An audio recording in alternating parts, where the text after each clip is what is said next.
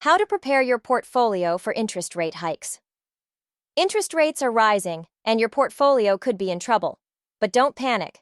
Today I'm going to show you exactly how to position your investments to not just survive, but actually profit from rising rates.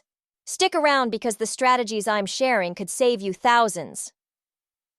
What's up, everyone? If you're watching this, you're probably wondering how rising interest rates will affect your investments. And you should be concerned. When rates go up, many traditional investments get hammered.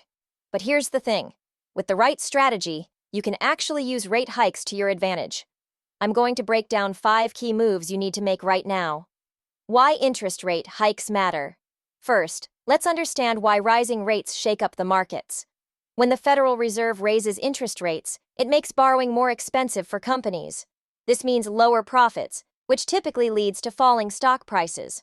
But here's what really gets investors. Bonds get crushed when rates rise. Think about it. If you're holding a bond paying 2% and new bonds start paying 4%, nobody wants your old bond anymore. The value drops. Real estate also takes a hit because higher mortgage rates mean fewer buyers and lower property values. Even your savings account, while earning more interest, might not keep up with inflation. So what do? Let's dive into the strategies. Strategy number 1. Shorten your bond duration. Strategy number 1. Shorten your bond duration. This is crucial. Long-term bonds get destroyed when rates rise, but short-term bonds barely budge. Here's what you need to do. Sell those 10 and 20-year bonds and move into bonds with 2 to 5-year maturities. Even better, consider floating-rate bonds that actually increase their payments as rates go up. Treasury I-bonds are another smart move. They're inflation-protected and currently paying over 5%. You can buy up to $10,000 per person per year directly from the Treasury. The key is being nimble. When your short-term bonds mature, you can reinvest at higher rates instead of being stuck with low-paying long-term debt.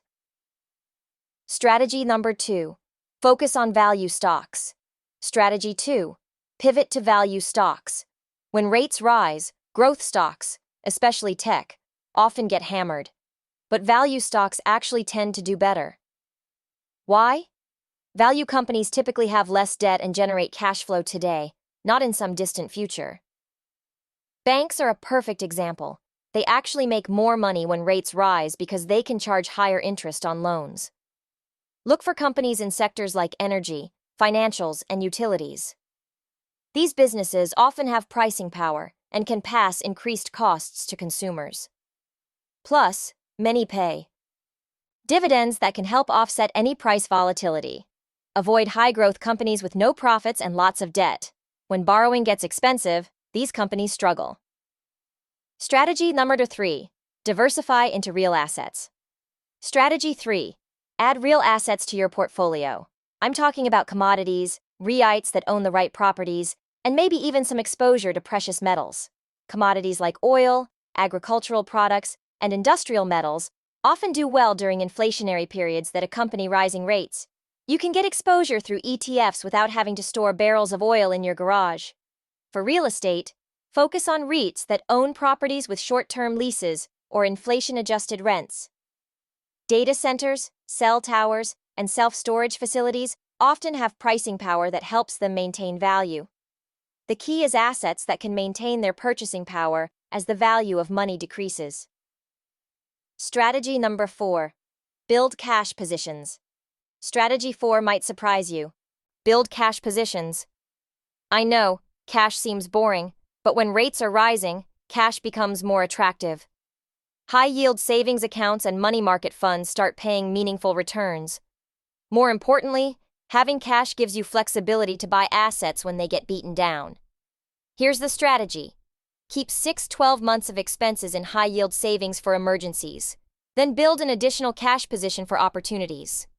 When the market overreacts to rate hikes and good companies get cheap, you'll have dry powder to invest. Don't go crazy. You still want most of your money invested, but having 10-20% in cash during volatile times is smart. Strategy number 5. Dollar cost average and stay patient. Finally, strategy 5. Dollar cost average and stay patient. Market volatility increases during rate hike cycles, which means more opportunities to buy quality investments at discounted prices. Set up automatic investments into diversified index funds or your target stocks. When prices drop, you're buying more shares. When they rise, you're buying fewer but still participating in the gains. The biggest mistake investors make is trying to time the market perfectly. Instead, focus on time in the market with the right strategy.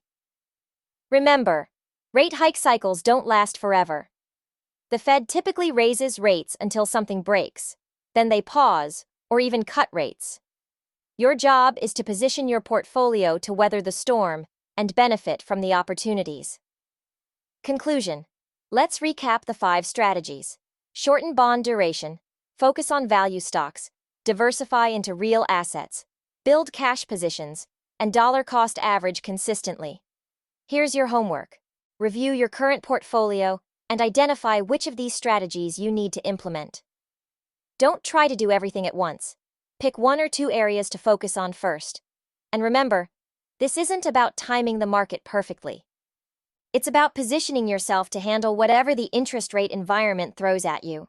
If this video helped you understand how to navigate rising rates, smash that like button and subscribe for more investment strategies. Drop a comment below telling me which strategy you're planning to implement first. I read every comment and often respond. Want to dive deeper? I've linked some additional resources in the description, including specific ETF recommendations for each strategy.